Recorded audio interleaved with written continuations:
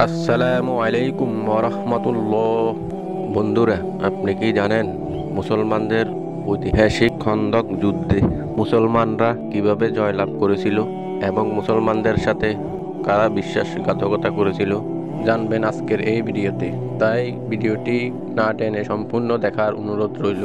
যখন পুরো মদিনাকে ধ্বংস করে দেওয়ার জন্য 10,000 কাফির সৈন্য একত্র হয়েছিল, তাদের সামনে মাত্র 3,000 মুসলমান, তাদের হাতে তলোয়ার, কিন্তু মুসলমানদের হাতে ছিল ঈমান। এই যুদ্ধ ইসলামের ইতিহাসে শ্রেষ্ঠ খন্দক যুদ্ধ নামে পরিচিত। বদর ও উহুদের পর কাফিরেরা ঠিক করলো এবার ইসলামকে শেষ করেই ছাড়বে। কুরাইশ, ইহুদি, বেদউইন সবাই মিলে এক বিশাল জোট গঠন করলো। 10,000 সৈন্য নিয়ে তারা রওনা হলো মদিনার দিকে। সামনে এমন এক বিপদ যেখানে মুসলমানরা অস্ত্র নয়, কৌশল বেছে নিলেন। রাসূলুল্লাহ সাল্লাল্লাহু আলাইহি ওয়াসাল্লাম ডেকে আনলেন সাহাবাদের। পরামর্শ হলো কিভাবে রক্ষা করা যায় মদিনাকে।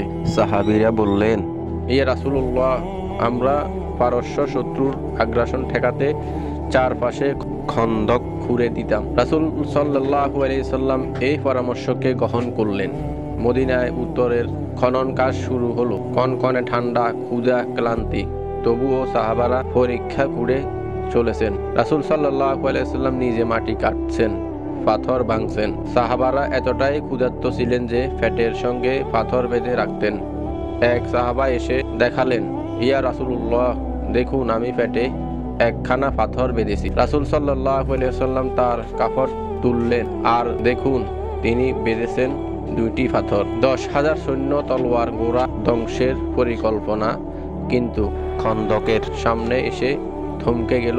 প্রবেশ করার রাস্তা নেই। তারা আশেপাশে ঘোরাফেরা করলো, পার হওয়ার পথ খুঁজলো। কিছু সাহসী কাফির খন্দক পার হয়ে আক্রমণ করলো, কিন্তু সাহাবারা প্রতিহত করলেন। এই সময় মদিনার এক ইহুদি গোত্র বানু কুরাইজা মুসলমানদের সঙ্গে বিশ্বাসঘাতকতা করলো। তারা কাফিরদের সঙ্গে হাত মেলালো, ভিতর থেকে মুসলমানদের ধ্বংস করতে চাইল। এটি ছিল সবচেয়ে ভয়ঙ্কর মুহূর্ত। বাইরের শত্রু, ভিতরেও শত্রু, কিন্তু মুসলমানরা আল্লাহর সাহায্যের আশায় স্থির রইলেন। আল্লাহ কুদরত আসে সবচেয়ে কঠিন সময়ে।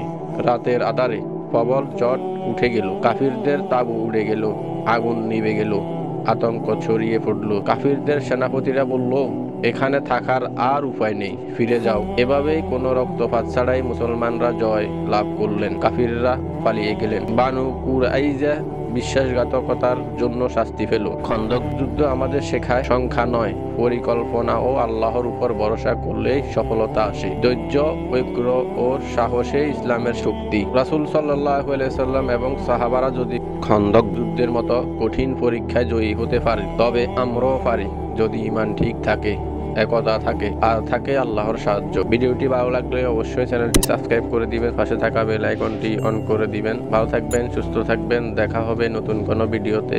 আসসালামু আলাইকুম ওয়া রাহমাতুল্লাহি ওয়া বারাকাতুহু।